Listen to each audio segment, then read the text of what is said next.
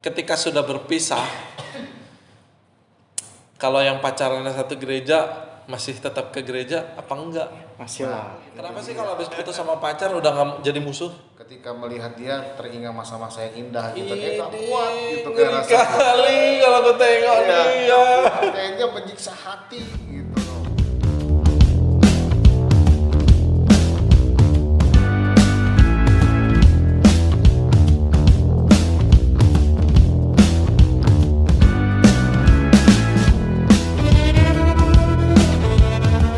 Akhirnya punya apa pelayan, terus pacaran kan, udah pacaran nikah, terus kan pacarannya beda ya, beda lokasi lah, beda tempat, pasti kan salah satu ada yang pindah tuh. Kalau kayak gitu gimana? Maksudnya pelayan Misalnya- salah satu pelayan beda gereja. Iya nih, pelayan dari gereja sini misalnya nikah sama orang Gereja lain. gereja lain, kan pasti kalau si cewek pasti ikut si suami kan, Ya belum tentu juga. rumahnya pindah, tergantung. terus jadi nggak pelayanan lagi di sini gimana? Satu hal seperti kemarin pembahasan saya gitu kan, kemarin kita udah bahas. Lihat di mana, jangan sampai begini loh. Berunding dengan pasangan itu. Dan kita sebagai gembala kita nggak bisa memaksa, jiwa punya Tuhan. Jiwa punya Tuhan. Tapi yang pasti gini, ketika misalnya nih saya sebagai pihak cowok, kamu sebagai pihak cewek.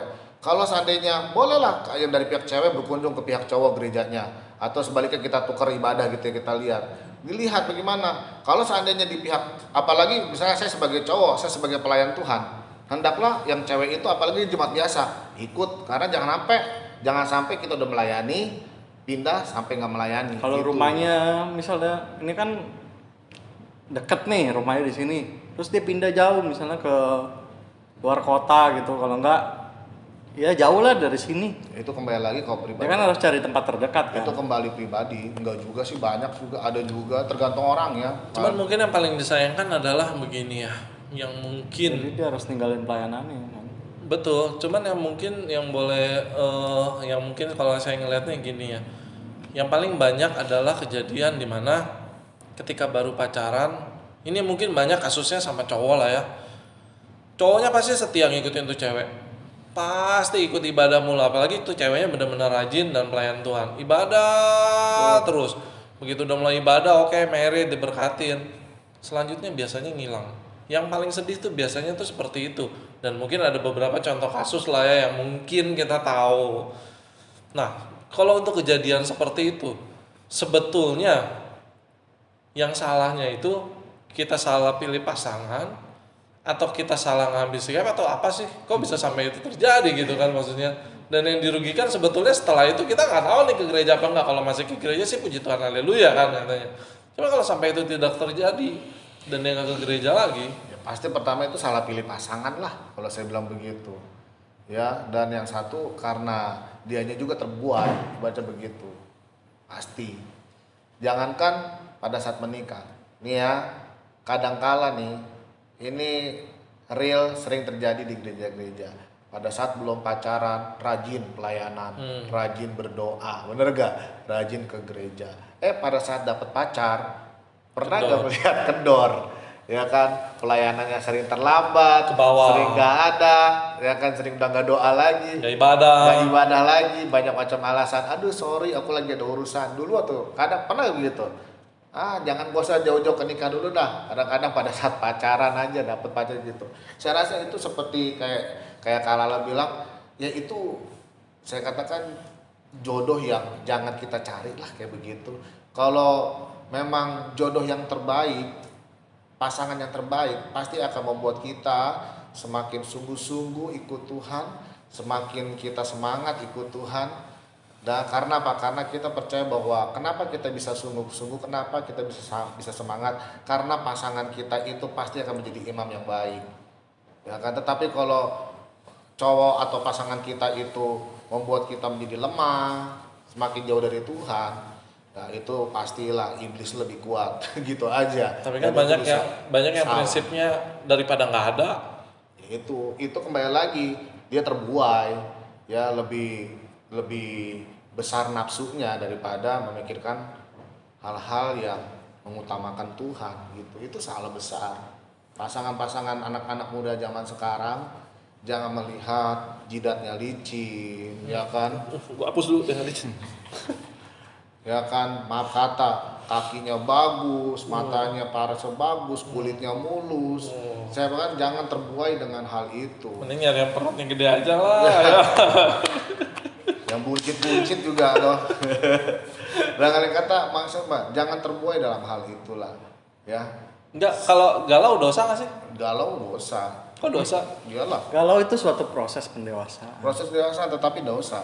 Dosanya kenapa? Kan apa ya? Galau itu tahu gak? Galau itu tidak beda sama seperti orang stres, orang depresi.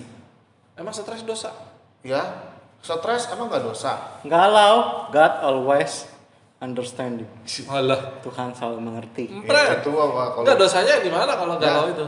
Galau, orang galau itu hampir sama seperti orang stres, hampir sama seperti orang kayak depresi. Kenapa? Karena bedanya kalau galau itu masih sadar, masih wajah sadar-sadar, tapi setidaknya itu penyakit juga gitu. Jadi begini loh, orang kalau galau nggak bedanya sama seperti orang depresi sama stres. Kenapa begitu? Pasti kalau orang galau, satu pikiran pasti kacau.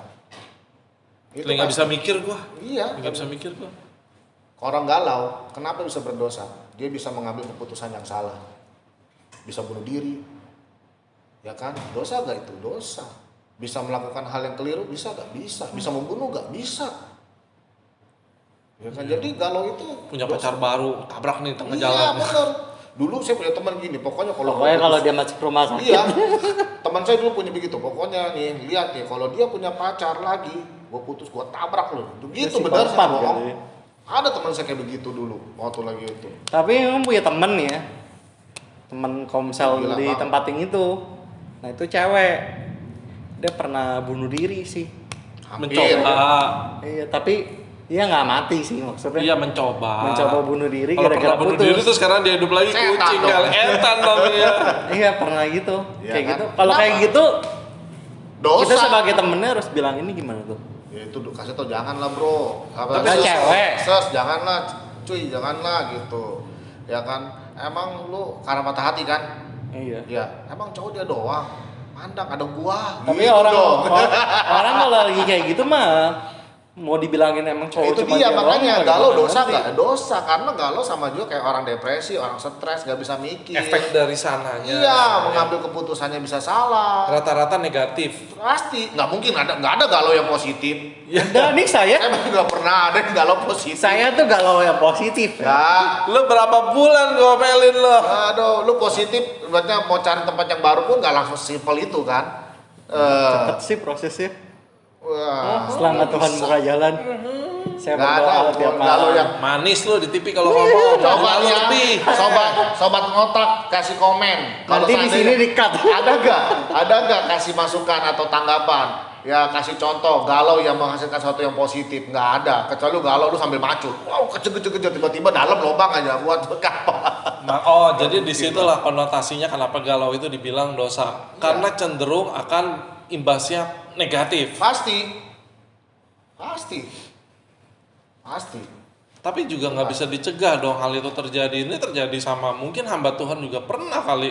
Nah, semua manusia pernah mengalami galau, tapi kan galaunya ini di sini ada tingkatan-tingkatannya tadi. Kalau ada Galau tingkat nggak? dewa, kalau ada tingkat dewa bahaya. Galau nggak selalu patah hati lu misalnya. Iya, kayak nggak selalu patah hati. Ini nggak ada Tetapi- duit galau. Iya, tapi pada umumnya ya kan kalau galau yang menyangkut perasaan itu biasanya patah hati, biasa pasangan lah gitu. Itu pada umumnya.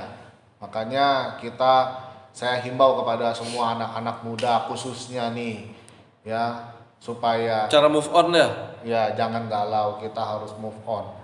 Gitu aja. caranya untuk bisa melupakan masa lalu dan maju ke depan terus gitu misalnya. Ya satu cara move on yang paling alkitabiah adalah kita jangan menoleh ke belakang ya. Maksudnya kata firman Tuhan pun juga Makanya itu kata saya nggak pernah Paulus, noleh-noleh. Paulus mengatakan begini, aku melupakan apa yang ada di belakangku. Ya, di belakang dan mengarahkan semuanya kepada Tuhan. Jadi itu merupakan salah satu cara yang paling baik bahwa jangan lagi mengingat kenangan-kenangan masa lalu gitu bersama mantan, bersama apa yang menyakiti kita. Udahlah, belajar untuk melupakan, ya kan? Udah melepaskan semuanya. Mulai sekarang gua hidup karena apa? Saya kasih tahu, hidup kita itu bukan hidup karena masa lalu. Hidup itu yang kita jalani sekarang dan yang akan datang. Itu yang penting. Jadi kalau orang yang hidup masih terikat dengan masa lalu, halu lu, ya kan gitu. Banyak kan ngayal gitu kan. Hidup itu realita, hidup itu kenyataan sekarang dan yang akan datang. Apa yang kita mau perbuat untuk akan datang, itulah yang harus kita lakukan. Kalau seandainya udah putus sama pacar kita, ya sudah gitu. Jangan ibaratnya mungkin terluka, ya ada goresan-goresan yang tersayat gitu ya di hati gitu. Tetapi udah obati itu dengan cara apa? Kita arahkan sekarang yang ada di depan kita. Ya pertama semakin dekat sama Tuhan lah gitu ya kan. Yang pertama, yang kedua juga carilah kesibukan hal-hal yang baik dan positif juga gitu. Kalau puasa buat ngilangin galau boleh nggak? Puasa untuk ngilangin galau, saya rasa sebenarnya Kan kalau yang di bayangan kita nih puasa ini kan kayaknya kuasanya besar sekali nih. Aduh gue galau, gue puasa dah. saya rasa itu pun sama, nggak efektif. Kalau orang galau nggak nafsu makan kok. Iya. Harusnya mau ngomong. Jadi buat sekaligus ini, gue puasa aja lah. Dengan puasa kayaknya gue ininya cepet nih. Salah nggak sih memakai Salah. konsep puasa itu Salah. untuk? Salah. Tapi kan momennya pas nih, gue nggak nafsu makan. Salah lah, nggak bisa. Janganlah puasa untuk menghilangkan galau. Ya untuk menghilangkan galau kita lebih baik berdoa. Gitu Tuhan. Boro-boro berdoa Iya kan, makanya bisa kan. meremaja kebayang dia lagi gitu. Yang pertama ya mau nggak mau yang pertama kita harus luka hati kita itu kita harus perbaiki juga. Itu yang pertama ya kita bagaimana kita belajar untuk move on itu ada motivasi diri loh. Maksudnya ada kemauan juga. Gua harus bangkit nih. Kalau nggak begitu nggak bisa. Saya juga dulu pernah sama yang cewek yang dulu gitu. Gua nggak bisa begini terus nih. Gua harus bangkit, ya kan gitu. Gua harus bangkit. Nggak bisa begini terus. Kalau gitu, mengasihani diri ya kan. Gua gimana? Udah nggak zaman lagi sekarang. Kita harus bangkit. Kenapa? Kita harus ada ibaratnya kayak jadi super sanya, membakar diri loh. Gitu. Pokoknya gue harus bangkit, nggak bisa. Apa? Pokoknya udahlah. Mulai sekarang gue belajar mau apa? Ya udah mau supaya menghilangkan galau saya mau lebih dekat lagi sama Tuhan. Pokoknya saya mau belajar lebih banyak menyibukkan diri hal-hal yang baik. Gitu. Pokoknya begitulah hal-hal yang positif, berdoa, pokoknya bekerja bagaimana itulah. Gitu. Malah justru harus dijadiin yang positif. Betul. Tapi cara terbaik buat move on itu setahu yang tuh cari orang baru sih. Yang lebih baik. Bukan, ketika kau cari orang baru itu bukan solusi yang besar, bukan solusi utama Malah loh. ngelampiasin doang. Betul. Jangan-jangan kamu nggak cinta sama dia. Masa sih? Nggak cari, makanya lu kan putus lagi. Oh enggak. Kerry maksudnya, berarti seperti Kerry berarti main dulu sayang banget. Kalau main sekarang lebih sayang mana main dulu? Jadi sekarang pelarian bukan? Sekarang mah the best, ya. The best. Yang sekarang ini bukan pelarian itu. Gak ya, bohong. Sekarang mah the best, bener dah. Harus kan katanya dulu sayang banget sampai galau. Berarti emang lebih sayangnya dulu apa yang sekarang? Waduh, kalau sekarang mah, kalau dulu kan galau, kalau sekarang mah udah sehidup semati. Iya bener, satu hidup satu mati. Iya. Gua tahu tuh kalau yang sekarang mah sayang banget ya. Iya. Saya kalau dianggurin bikin kopi. Sekarang mah sayang banget. Ya. Sayangnya, aduh sayang kalau didiemin aja mah. Oke, ngomong-ngomong nih untuk masalah galau ini, saya punya satu sesi baru. Di sini kita ada satu sesi baru, kita ada sedikit improvement. Pasti kita penasaran ya, ada yang mau kita tanya-tanyain atau sekarang dari salah satu kita pun mungkin ada yang mau nanya-nanyain. Ini kalau kita ngomong kan ngelihatnya laki semua. Otak cowok sama otak cewek kan beda. Kalau sudut pandangnya tuh gimana sih sebetulnya kalau pandang cewek? Kita ada satu sesi yang kita sebut dengan tanya Mama Kuati. Penasaran kan? Oke, ini kita impor langsung dari negeri Sumatera. Oke, kita tampilnya. Ini dia. Terus sekarang mah, nggak bisa diomongin. Nggak bisa diomongin. Iya, batu maksudnya. Karena maksudnya, gedeg. Bahaya. Oke. Aduh ini janda terdepan, betul nggak? Kasarnya mobil udah turun mesin. Bang kata bahasa kasar gitu ya. Iya. Enggak maksudnya bukan kepuasan dan lain-lain, gue supaya berkecukupan dan lain-lain. Sebetulnya kan ya kalau dilihat dari segi itu berarti lebih arahnya mungkin materialistis yang Lala maksud yang seperti itu yang